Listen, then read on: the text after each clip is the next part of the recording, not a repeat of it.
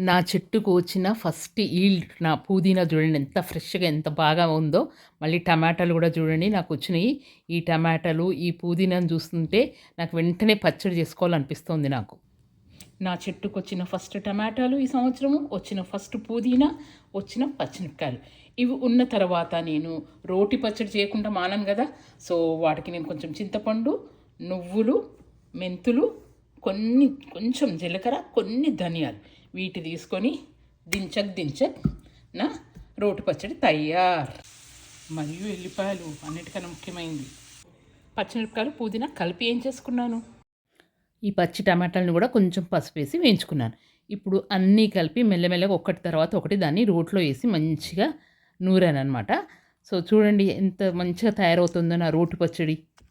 నోరూరించే రోటి పచ్చడి తయారైపోతుంది. ఇంకా దాన్ని దోసలలో పెట్టుకొని తినడమే ఆలస్యం.